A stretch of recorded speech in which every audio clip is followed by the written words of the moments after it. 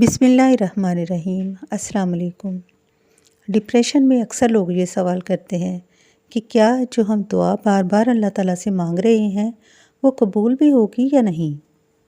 نبی کریم صلی اللہ علیہ وآلہ وسلم کے فرمان کے مطابق 2 لوگوں کی دعا جلدی قبول ہو جاتی ہے، اور ان میں سے پہلا شخص وہ ہے جو دعا قبول ہونے کے لیے جلدی نہیں مچاتا، یعنی وہ یہ نہیں کہتا کہ ابھی میں نے دعا کی، کل میں نے دعا کی اور مسلسل دعا کر رہا ہوں اور میری دعا قبول نہیں ہو رہی۔ عزیز بہن بھائیوں، دعا کی قبولیت کا ایک وقت مقرر ہے۔ اللہ تعالیٰ ہمارا پابند نہیں۔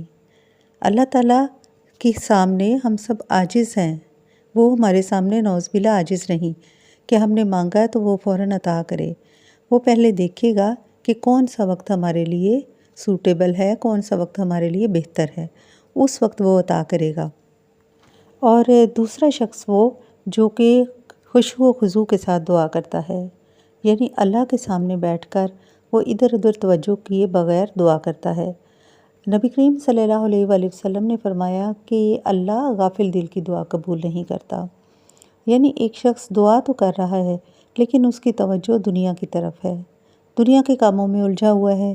اس کے دماغ میں اگر کوئی عورت بیٹھی دعا مانگ رہی ہے تو اس کے دماغ میں کھانا پکانے کا خیال آ رہا ہے، اور اگر کوئی مرد دعا مانگ رہا ہے تو اس کے ذہن میں اپنے کاروبار کا خیال آ رہا ہے۔ یاد رکھیے، یہ غفلت سے مانگی ہوئی دعائیں اللہ کے نزدیک کوئی ویلیو نہیں رکھتی، اور جو شخص اللہ کے قریب ہو کر جھک کر عاجزی کے ساتھ اور پوری توجہ کے ساتھ دعا مانگتا ہے اسی کی دعا جلدی قبول ہوتی ہے۔ اور نبی کریم صلی اللہ علیہ وآلہ وسلم نے فرمایا ہے کہ اللہ تعالیٰ جب کسی کے ساتھ بھلائی کا ارادہ فرماتا ہے تو اسے دین کی سمجھ عطا فرماتا ہے، یعنی دین کی سمجھ سے مراد یہ ہے کہ ہمیں وہ ڈھنگ آ جاتے ہیں، دعا مانگنے کا طریقہ آ جاتا ہے، اور جب اللہ تعالیٰ نے ہماری دعائیں قبول کرنی ہیں تو یہ 2 نشانیاں تو وہ ضرور ظاہر کرتا ہے۔ ایک تو یہ کہ ہم اللہ کے حضور جھک کر رو کر دعا مانگیں گے، ہماری دعاؤں میں عاجزی، خشوع و خضوع آ جائے گا، اور دوسرا یہ کہ ہم صابر شاکر بن کر اپنی دعا کی قبولیت کا انتظار کریں گے۔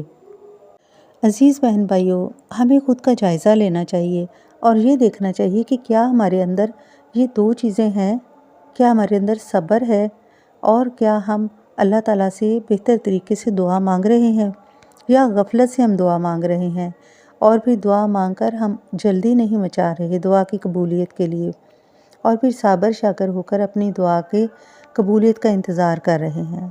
اللہ سبحانہ تعالیٰ ہمیں پتہ نہیں کن کن طریقوں سے نوازنا چاہتا ہے، لیکن ہم جلد بازی میں اپنی دعاؤں کو رائیگاں کر بیٹھتے ہیں۔ دراصل یہ شیطانی وسوسے ہوتے ہیں۔ شیطان چونکہ انسان کا کھلا دشمن ہے، اس لیے وہ ہر وقت انسان کے ذہن میں ڈالتا رہتا ہے کہ اے بندے، تجھے دعا کرنے کا کیا فائدہ جب تو اتنی دیر سے دعائیں کر رہا ہے اور اللہ تو تیری سنتا ہی نہیں۔ اس طرح کی بدگمانیاں جب شیطان انسان کے دماغ میں ڈالتا ہے اور اسے وسوسے، شک و شبے اور وہم کا شکار کرتا ہے تو انسان بدگمان ہو جاتا ہے۔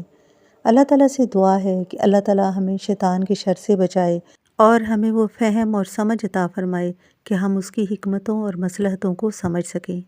آمین یا رب العالمین۔